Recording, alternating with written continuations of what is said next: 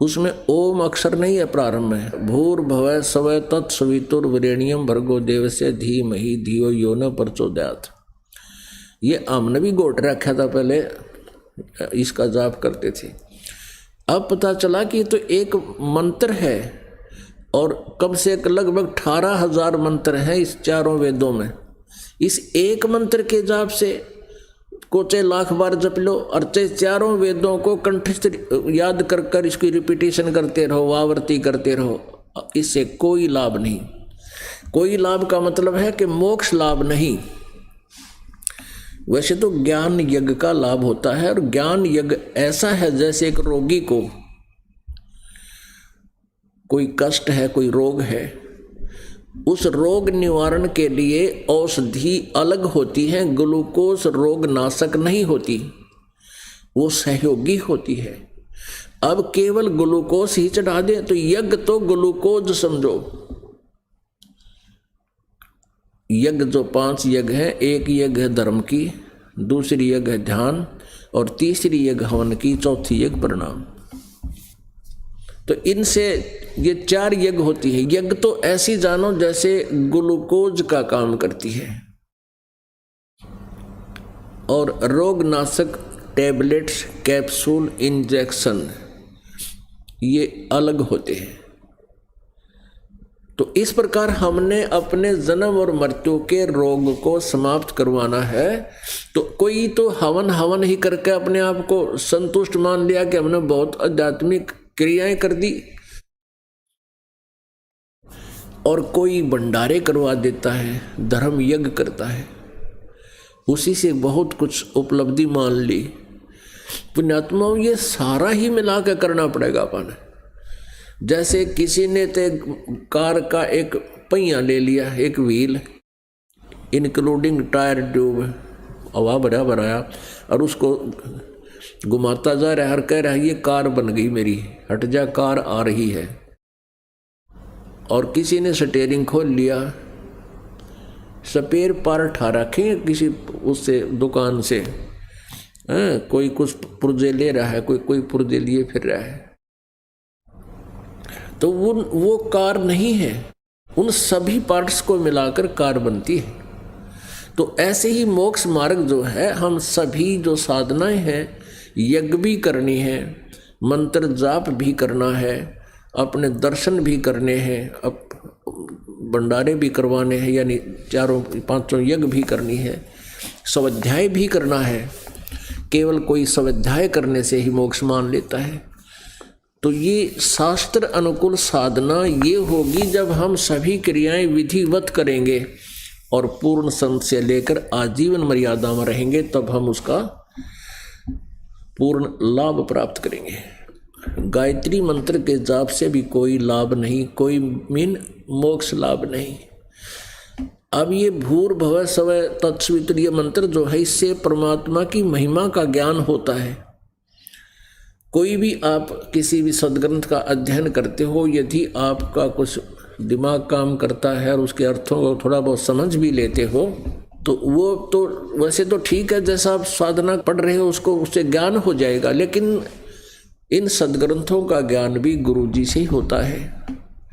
इन वेदों को पढ़ते हजारों वर्ष बीत गए, इन वेदों को ये समझ नहीं सके वेदों के पढ़ने वाले, क्योंकि परमेश्वर कहते हैं गुरु बिन काहू न पाया ज्ञाना, जो थोथा वो छड़े किसाना, और गुरु बिन वेद पढ़े जो प्राणी, समझे ना सार रहे अज्ञानी।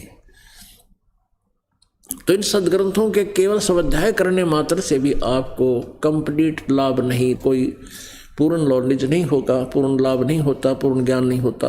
तो संत से ही, सतगुरु से ही वो ज्ञान यज्ञ का भी अनुष्ठान सतगुरु से करवावा। जैसे भी ये ज्ञान यज्ञ आपके सामने चल रहा है, और ये ज्ञान यज्ञ आप यानी सत्संग कहो चाहे ज्ञान यज्ञ कहो, आपने बहुत और भी सुने हैं, उनके पास वो यथार्थ ज्ञान ना होने से, सत्संग ना होने से वो ज्ञान यज्ञ सफल नहीं हुआ, विफल रहा। तो कहने का तात्पर्य यह है कि शास्त्र अनुकूल साधना फिर कौन सी है? ये तो शास्त्र विरुद्ध साधनाएं हैं जो आप जी को वर्णित की।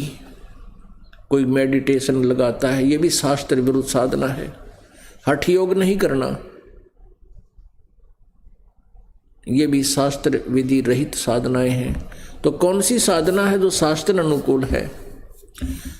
श्रीमद् भगवत गीता अध्याय नंबर 8 के श्लोक नंबर 13 में कहा है, ओम इति एकाक्षरम ब्रह्म व्यवहारन माम अनुशमरण ये परियाति तजन्देहम स याति परमाम गतिम।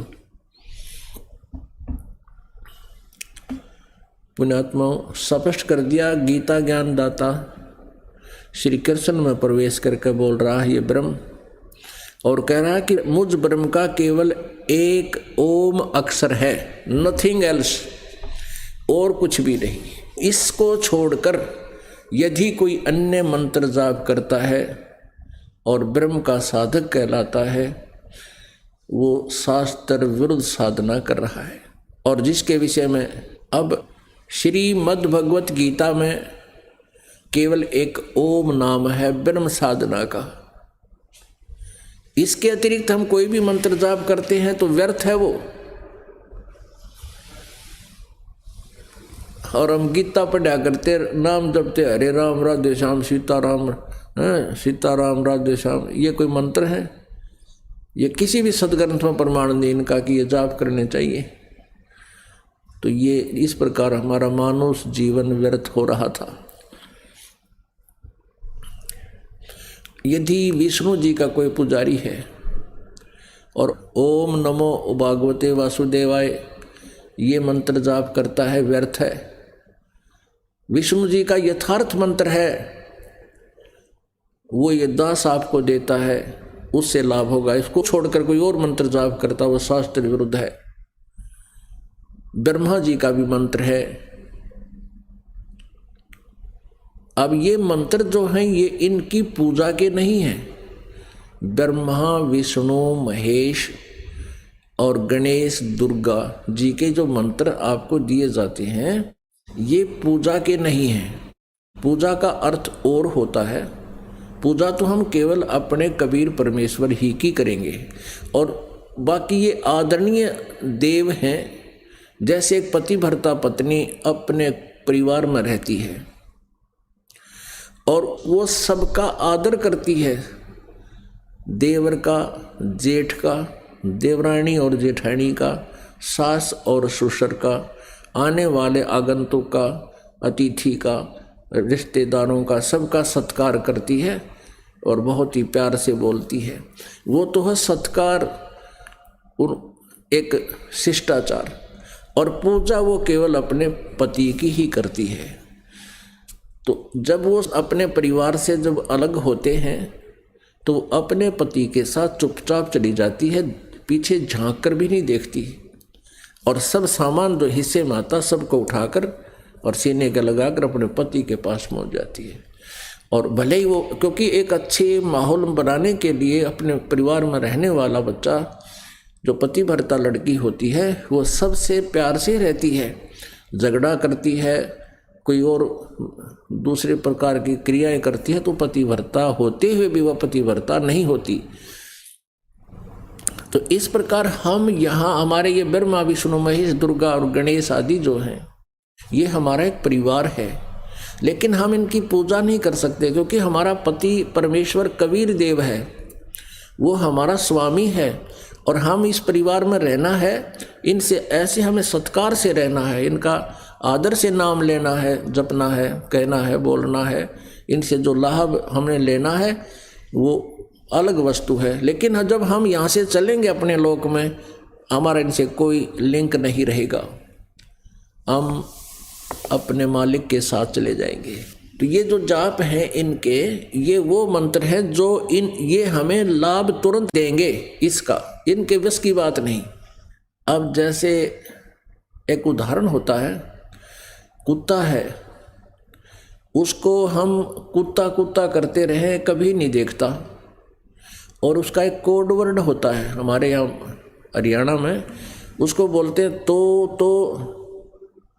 न्यों करते ही न्यों देखेगा एकदम, और भाग्या होगा, चाहे कुछ भी ना हो, उसको कुछ ना मिले, तो वो अट्रैक्ट होता है, वो उस भाषा को, उसके बस की बात नहीं, वो एकदम प्रभावित होता है। तो ऐसे ये मंत्र हैं इन देवताओं के, जिनसे हमने लाभ लेना है। इस मंत्र के जाप करते ही अपने आप सतर्क होते हैं,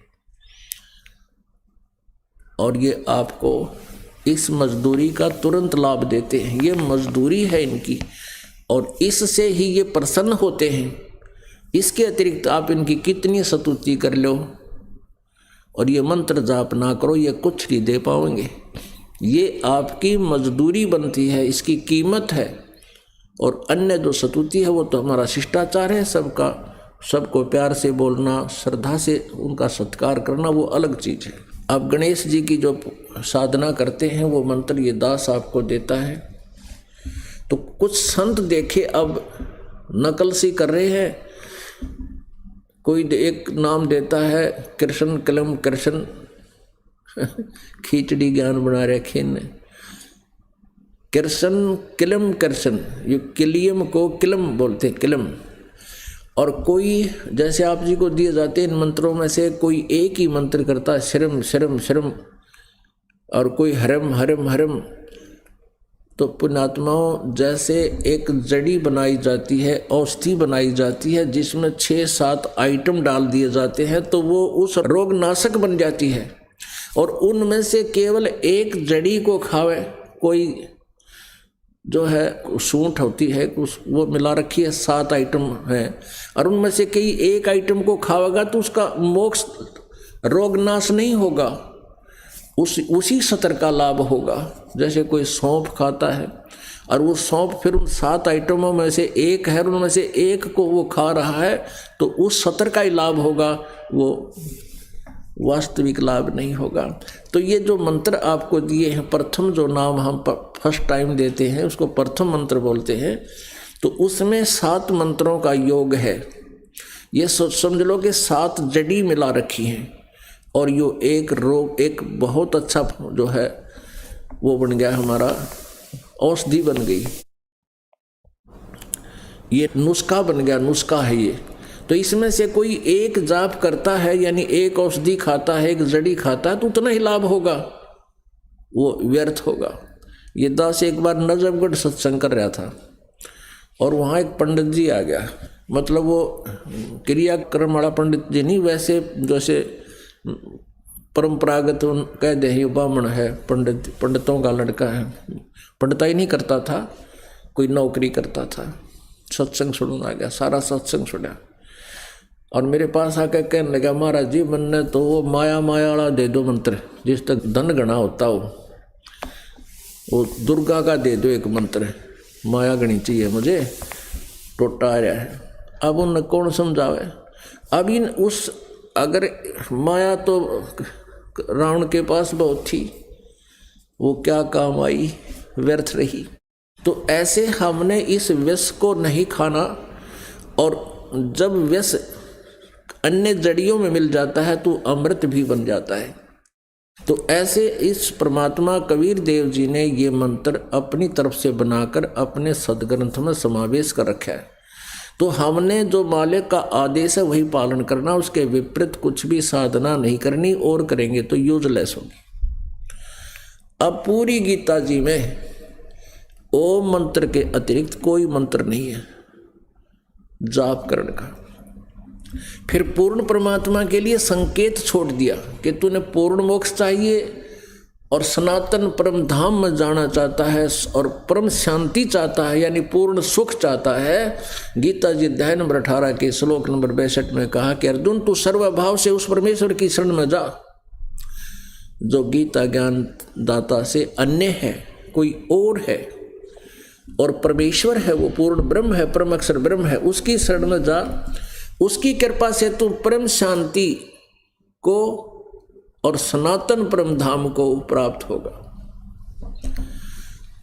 वो मंत्र ओम तत्सत श्रीमद् भगवत गीता अध्याय नंबर 17 के श्लोक नंबर 23 में है।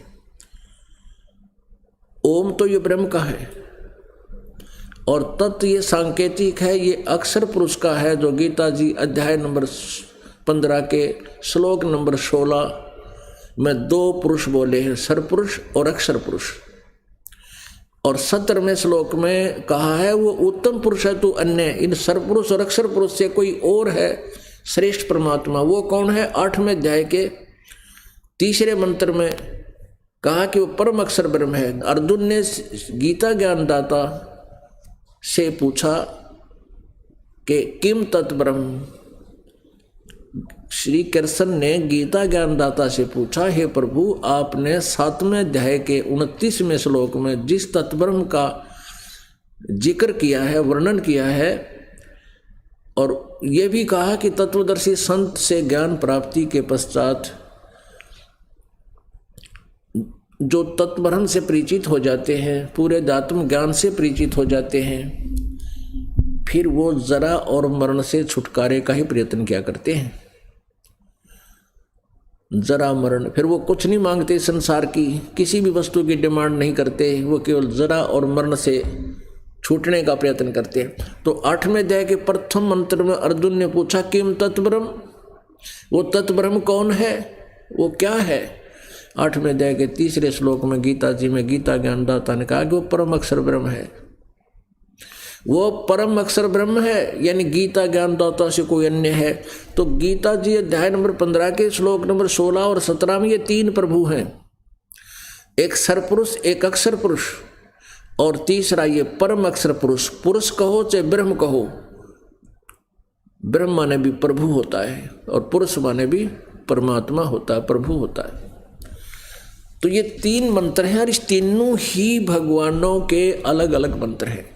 गीता ज्ञान दाता ने केवल अपना ही मंत्र सार्वजनिक किया है और अन्य 2 मंत्र उसने गुप्त छोड़ दिए हैं, और उसके लिए ऑप्शन छोड़ दिया 4थे अध्याय के 34वें श्लोक में कि उस तत्व ज्ञान को तू तत्वदर्शी संतों के पास जाकर समझ, मैं नहीं बता सकता, मुझे मालूम नहीं।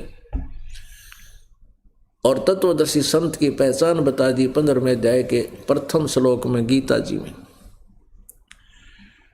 कि जो उल्टे लटके हुए संसार रूपी वृक्ष के सभी पार्ट्स को बता देगा, जड़ कौन परमात्मा है। तो उस उल्टे लटके हुए संसार रूपी वृक्ष का जड़ तो है परम अक्षर ब्रह्म, और तना है ये अक्षर पुरुष, अक्षर ब्रह्म, और उसमें से एक मोटी डार निकली है, वो है सर ब्रह्म। सर पुरुष कहो चाहे सर ब्रह्म कहो, और तीनों देवा शाखा हैं, रजगुण ब्रह्मा, सतगुण विष्णु, तम गुण शिव जी, ये शाखा है, और पात रूप संसार। ये परमेश्वर ने 600 वर्ष पहले, लगभग 550 वर्ष पहले बताया था। अक्षर पुरुष एक पेड़ है, निरंजन वा की डार, और तीनों देवा शाखा हैं, ये पात रूप संसार। अपने आत्मा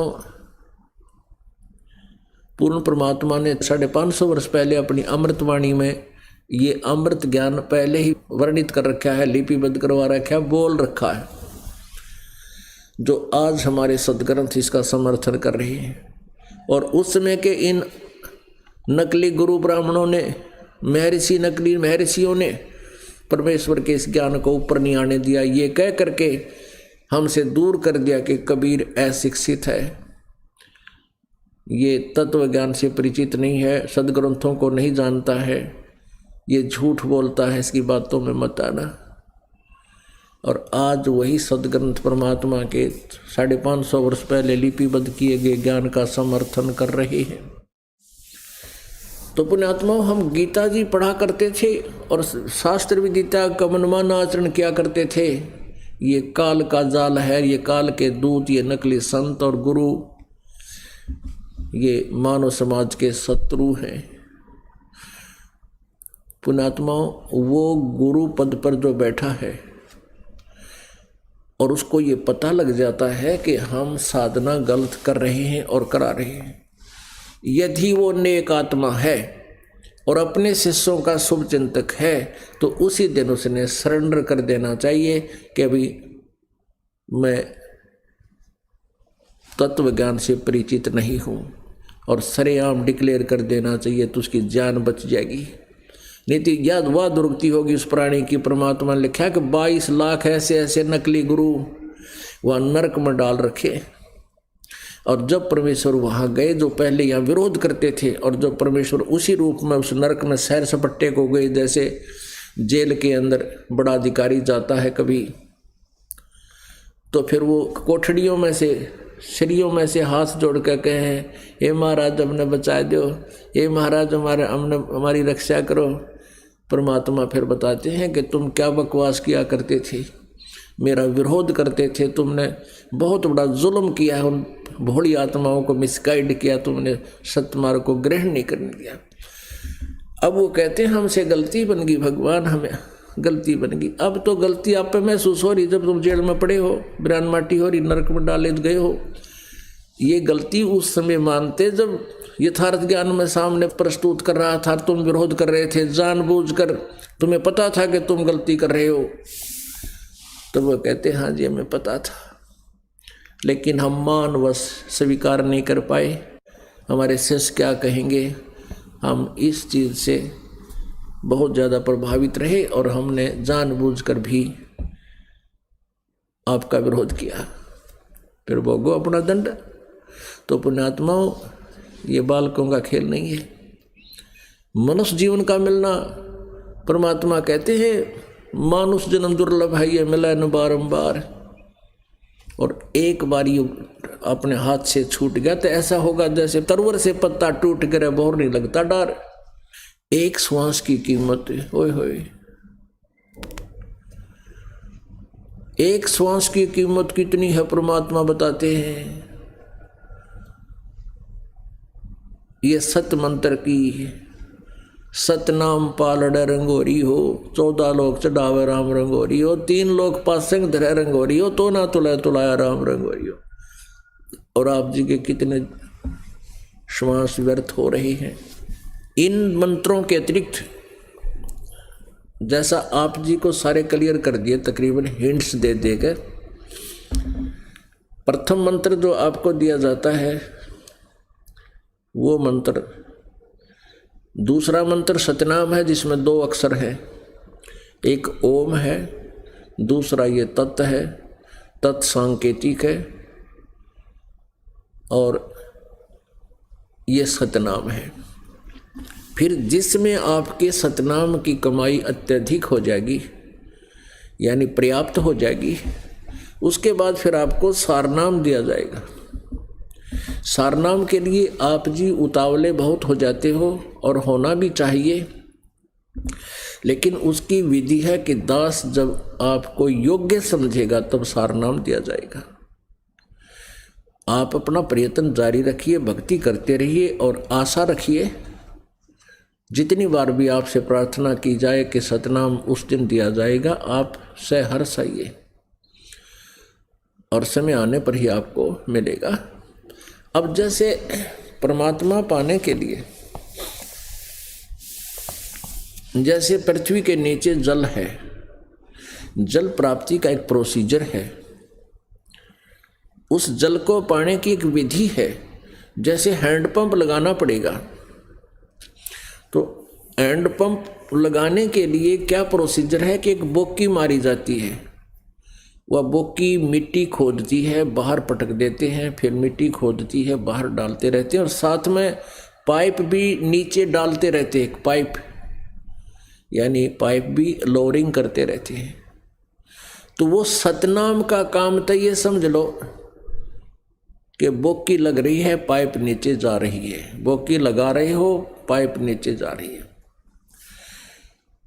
अब 10-20 फुट, 50 फुट, 60 फुट जाने पर हैंडपंप लगवाने वाला कहता है उस मिस्त्री से, कारीगर से, हैंडपंप लाने वाले से कि भी अब तू मेरा ये हैंडपंप चालू कर दे। तो वो मिस्त्री कहेगा जी अभी चालू नहीं हो सकता, क्योंकि अभी इसमें और खुदाई करनी पड़ेगी और बोकी मारनी पड़ेगी और लगवाओ। और जिस समय वो पाइप पानी पर पहुंच जाएगी, जल पर पहुंच जाएगी, तो उसके बाद उसके ऊपर एक मशीन लगाई जाती है, मशीन जिसको हैंडल होता है, उसको हैंड पंप बोलते हैं। वैसे तो सारा मिला के हैंड पंप होता है, लेकिन ऊपर जो मशीन अलग बोलते हैं वो एक अलग से रखा होता है इंस्ट्रूमेंट, जिसमें अथली होती है, एक हैंडल होता है, फिर उसको ऐसे घुमाते हैं, वाशर होती है, एक सरिया सा लगा होता है, उस ऊपरले पोर्शन को मशीन बोलते हैं। वो पंप जो हैंड पंप, हाथ से चलने वाला पंप है, तो वो तो समझो सारनाम है जो हैंड पंप है, और बोकी और पाइप ये सतनाम है। अब सतनाम के श्वास उस श्वास की बोकी मारनी पड़ेगी 2 मंत्र की, और 1 वर्ष में या 2 वर्ष में 4 वर्ष में जब भी आपका जल तक पहुंच जाओगे, फिर आपका वो हैंड पंप लगाया जाता है, सारनाम दिया जाएगा। उससे पहले आप कहते भी रहोगे, ये दास आपको सारनाम नहीं देगा, वो मशीन लगावेगा नहीं, उसका यूजलेस होगी, वो काम करे को नहीं। तो ये प्रोसीजर है परमात्मा के पाने का, ये पहले से ही यही था। जब से परमेश्वर बहुत बार आए हैं, प्रत्येक युग